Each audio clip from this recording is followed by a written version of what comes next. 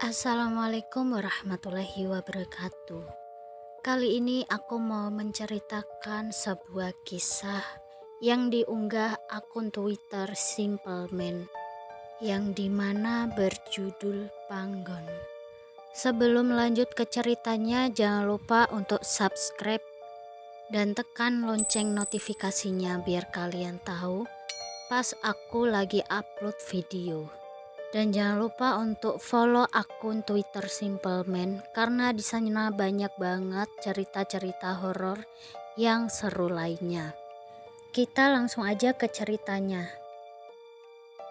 Saya ingat saat itu saya duduk di bangku SMP saat pertama kali saya mendengar cerita ini dari teman dekat saya, yang mana kejadiannya terjadi pada saat saya menginjak bangku SD, alias pengalaman teman saya ini sudah dia pendam selama kurang lebih 3-4 tahun yang lalu.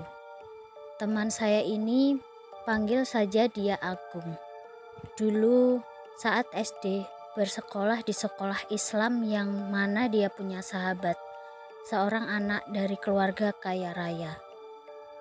Juragan dari penjual bahan-bahan bangunan yang cukup punya nama di kota tempat saya tinggal dulu. Cerita ini dimulai saat suatu hari Agung harus menjadi murid yang pulang paling terakhir dikarenakan Agung yang saat itu belum bisa menghafal salah satu surat pendek yang menjadi kewajiban bagi setiap murid yang bersekolah di SD Islam. Saat itu Agung sedang berjalan pulang melewati gerbang sekolahan. Langkah Agung berhenti saat mendengar namanya dipanggil oleh seseorang yang ternyata sejak tadi berdiri sendirian menunggu jemputan.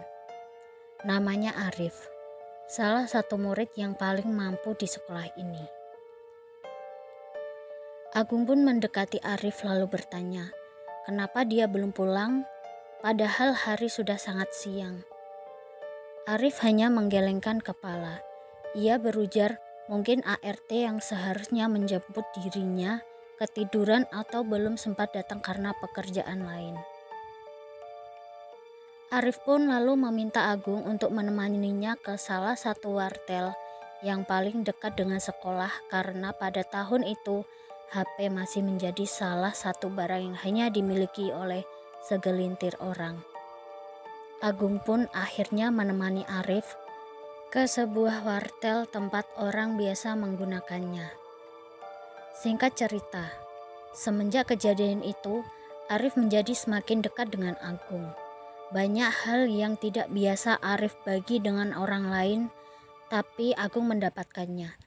Dan hal ini cukup membuat Agung merasa senang bergaul dengan orang yang memiliki strata ekonomi yang berbeda dengannya. Singkatnya, suatu ketika Arif mengundang Agung untuk datang ke rumahnya, sebuah rumah di kawasan orang-orang berpada, di mana Arif mau menunjukkan PS1 yang pada saat itu menjadi barang yang paling diinginkan di kalangan anak-anak, dan tentu saja Agung langsung menyetujui tawaran itu. Sepulang sekolah, berangkatlah Agung ke rumah Arif menggunakan sepeda butut pemberian ibunya, yang mana ini menjadi kali pertama bagi Agung sendiri untuk mengunjungi rumah Arif yang sudah dikenal luas sebagai pemilik salah satu rumah mewah di sekolahnya itu. Dan benar saja, rumah Arif memang besar dan luas, persis seperti apa yang dikatakan oleh teman-teman sekelasnya. Untuk ukuran tahun itu, memiliki rumah 2 tingkat saja sudah dianggap mewah, apalagi jika rumah itu memiliki 3 tingkat. Sungguh Agung hanya bisa terkagum-kagum. Tapi meskipun rumah itu besar dan luas, seperti juragan bahan bangunan pada umumnya, di bagian depan rumah ada semacam toko besar yang langsung terhubung dengan rumah utama tempat transaksi jual beli bahan bangunan. Tidak ada yang istimewa dengan hal ini, dan kebanyakan diisi oleh orang-orang yang bekerja di toko bangunan milik Arif ini. Arif pun mengajak Agung masuk.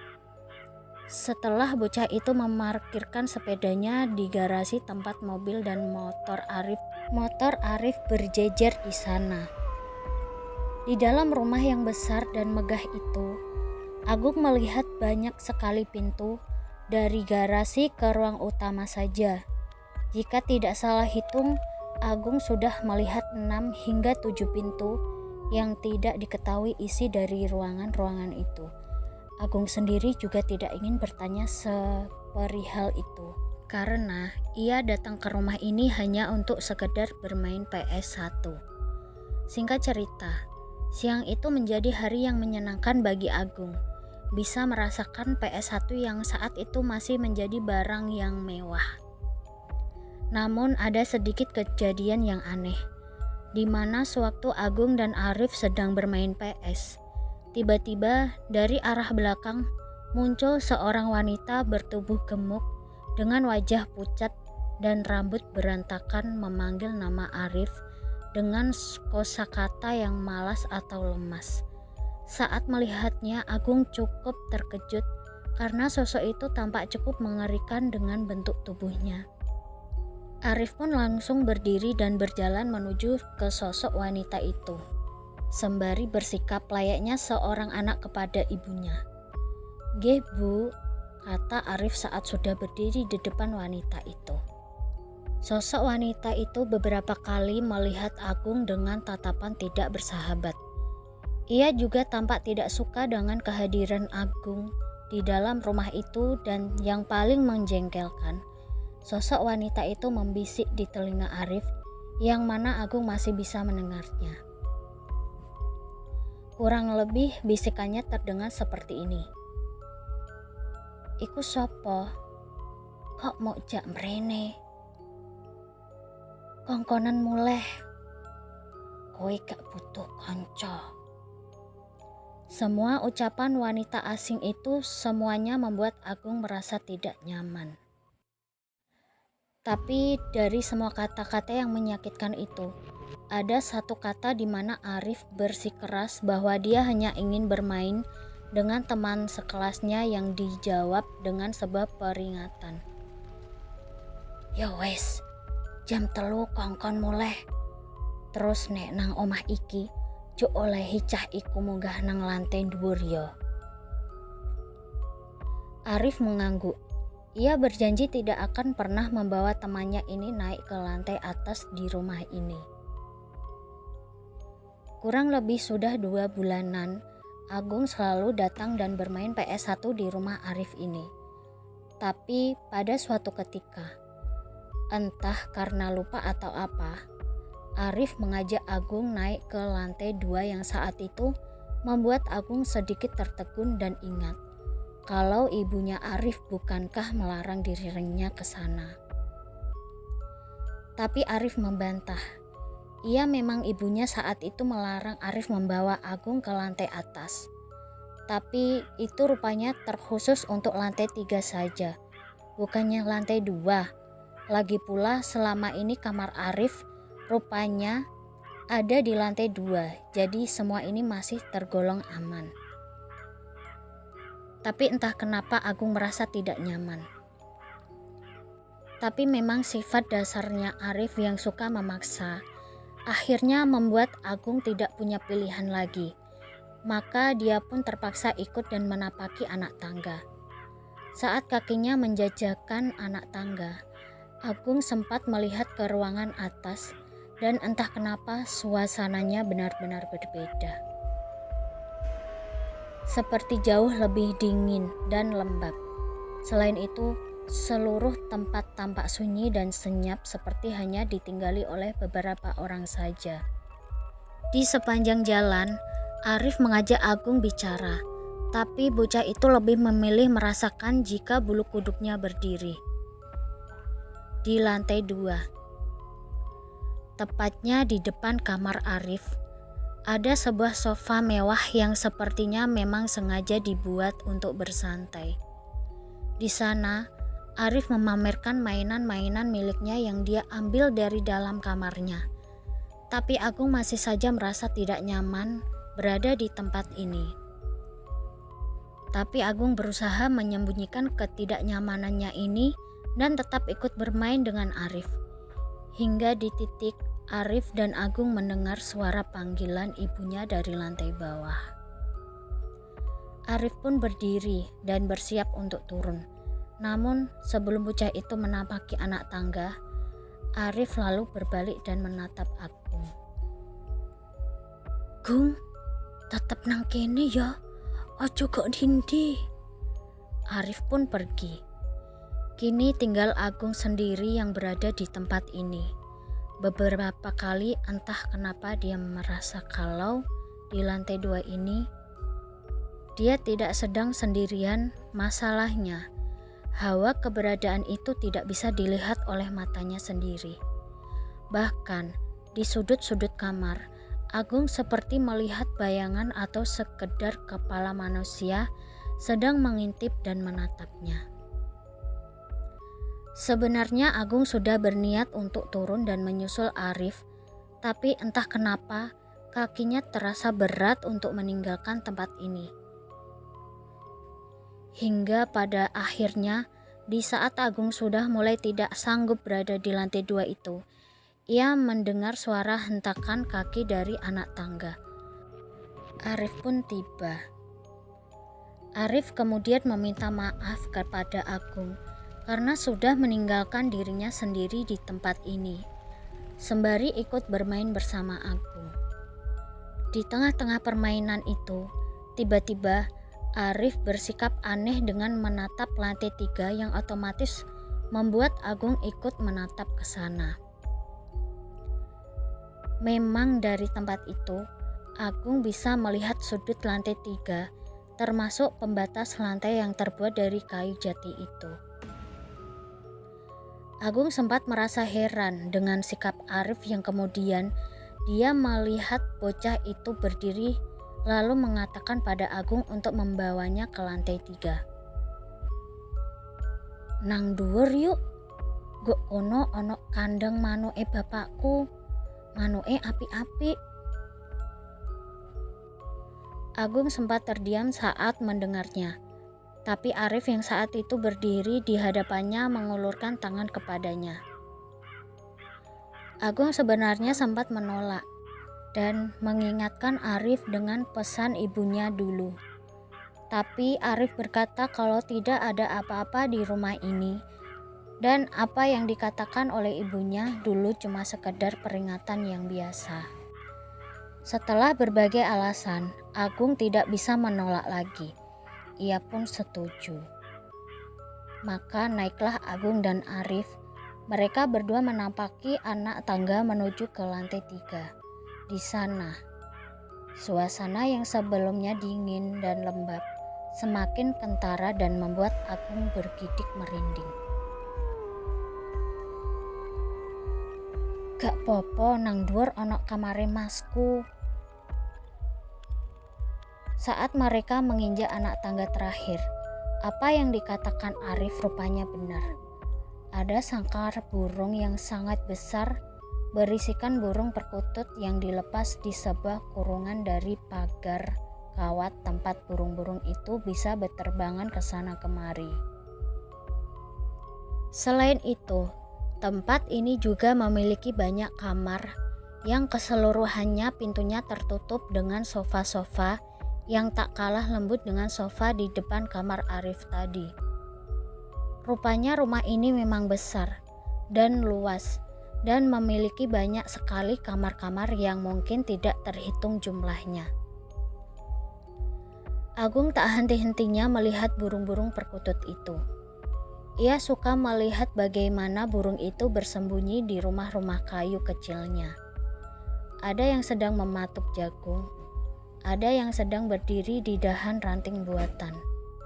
Saat Agung sedang menikmati momen itu, Agung sempat melihat ada satu kamar dengan kaca hitam besar di jendelanya. Dari dalam terpantul cahaya TV yang ada orang di dalamnya. Yang berarti ada orang di dalamnya. Tahu kalau Agung sedang mengamati tempat itu, Arif pun berkata kalau itu kamar kakaknya. Dia sedang di dalam dan menonton TV. Tak lama berselang, Arif kemudian pamit. Ia mau menggunakan kamar mandi yang ada di sudut di samping kamar kakaknya. Dia bilang kalau perutnya sedang mules. Agung pun mengangguk dan membiarkan bocah itu ke kamar mandi yang ada di samping kamar kakaknya. Saat Arif sudah meninggalkan Agung, Agung tersadar akan sesuatu, di mana dia melihat rupanya jauh di dalam lorong di lantai 3 ini. Ada satu kamar yang tampak gelap dengan lampu hidup mati yang membuat Agung menjadi penasaran. Ia pun mendekat menuju ke lorong itu. Sekali lagi, saat Agung sedang berjalan, ia melihat kaca hitam tempat kakak Arif sedang menonton TV. Memang, Agung tidak bisa melihat dengan jelas kakak Arif karena kaca itu berwarna terlalu gelap. Hanya pantulan cahaya TV yang terlihat dari luar. Agung pun melewatinya. Sementara di lorong tempat Agung menuju, lampu pijar itu masih hidup mati seperti terjadi konslet. Hanya tinggal beberapa langkah saja untuk Agung bisa melihat ruangan di sudut itu, yang rupanya tampak berbeda dengan ruangan-ruangan yang lain, terutama di bagian pintunya. Entah kenapa, Agung melihat kalau pintu ruangan itu tampak seperti pintu yang baru saja terbakar, yang mana di pinggir-pinggir bagian terlihat kayu jati yang dipakai sudah menjadi arang. Selain itu, tembok-tembok bercat putih itu dipenuhi jelaga hitam yang menunjukkan kalau ruangan itu memang seperti baru saja terbakar. Namun Agung yang sudah kadung penasaran terus melihat tempat itu, sampai dia menyadari kalau pintu sempat bergerak meskipun hanya sedikit saja. Iya, pintu itu seperti baru saja dibuka pelan dari dalam yang membuat Agung cukup terkejut. Merasa kalau ada yang salah dengan tempat ini, Agung berniat untuk kembali. Bulu kuduknya berdiri dan bocah itu berjalan sangat cepat untuk meninggalkan lorong itu. Untungnya, cahaya TV dan suara samar-samar TV dari dalam ruangan kakak Arif bisa membuat Agung sedikit tenang. Sebelum melintas, saat melewati sofa-sofa yang ada di sekat seberang ruangan, Agung melihat seseorang. Seperti seseorang wanita berambut panjang, berwarna hitam, dan mengenakan gaun putih sedang duduk di sana dan membelakanginya. Agung terdiam. Ia tidak mengenal siapa wanita ini. Tapi Agung tidak berani bertanya. Selain itu, ada kejadian aneh lain yang mana Agung merasa burung-burung perkutut yang ada di sana tampak bersikap aneh.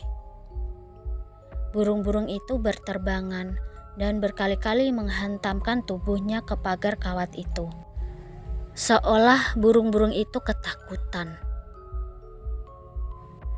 Tak berselang lama, mata Agung kembali pada sosok yang ada di sofa itu, tapi anehnya, sosok itu lenyap, menghilang begitu saja. Membuat Agung tentu saja hanya bisa terdiam sembari berpikir, apakah yang baru saja ia lihat itu nyata? Namun semua tidak berhenti sampai di sini. Agung yang sudah mulai merasa tidak nyaman dengan lantai 3 ini, lalu berjalan mendekati pintu tempat Arif tadi masuk. Ia mengetuk pintu itu sembari memanggil-manggil nama temannya. Namun anak itu tak kunjung keluar dari dalam sana. Karena kesal, Agung membuka handle pintu dan menemukan kalau ruangan itu ternyata kosong. Hal ini tentu saja membuat Agung tampak syok. Ia pun mulai melangkah pergi, berniat turun sendirian ke lantai bawah. Tapi baru saja berjalan, tiba-tiba pintu kamar kakak Arif terbuka dengan sendirinya. Di sana, suara TV terdengar. Di sana, Suara TV terdengar semakin keras.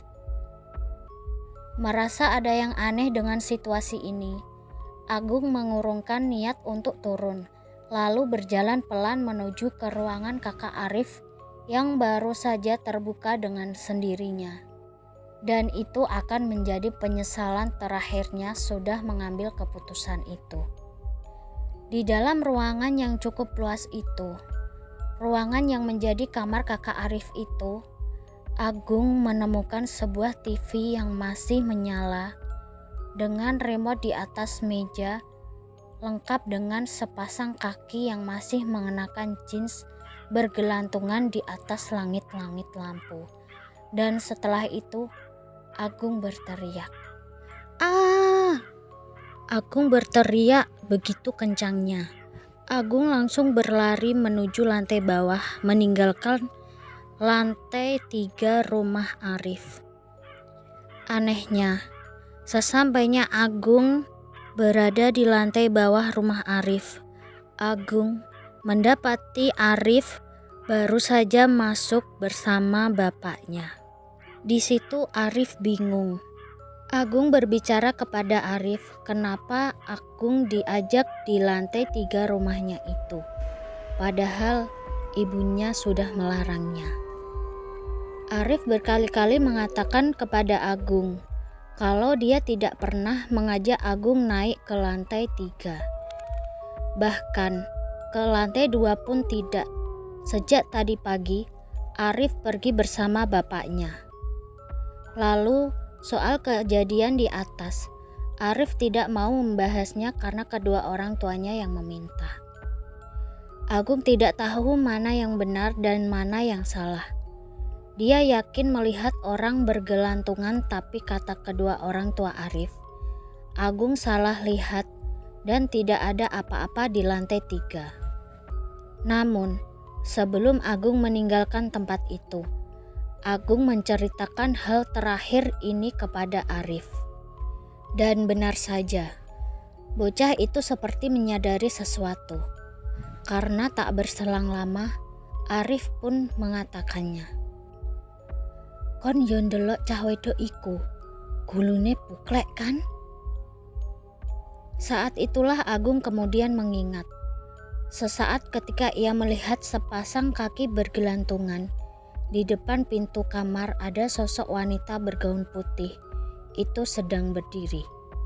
Iya, kepala sosok wanita itu seperti menggelek ke kiri dan ke kanan beberapa kali, seperti batang lehernya patah dan tidak mampu menyangga kepalanya. Dan semenjak kejadian itu, Agung tidak pernah lagi berani datang atau sekedar bermain di rumah Arif lagi. Dan sampai sekarang, Agung tidak pernah tahu ada apakah di balik rumah lantai 3 keluarga Arif itu. Karena memang keluarga Arif tidak pernah mau berbicara soal rumah lantai 3 itu. Aku pun tidak mau tahu dan tidak ingin tahu. Karena kejadian itu membuat Agung begitu trauma. Sekian dulu ceritaku hari ini. Terima kasih banyak buat kalian yang sudah mendengarkan dan yang sudah memberikan like, komen, dan subscribe. Semoga ceritaku ini bermanfaat buat kalian, para penggemar horor. Dan selamat malam, sampai jumpa lagi. Assalamualaikum warahmatullahi wabarakatuh.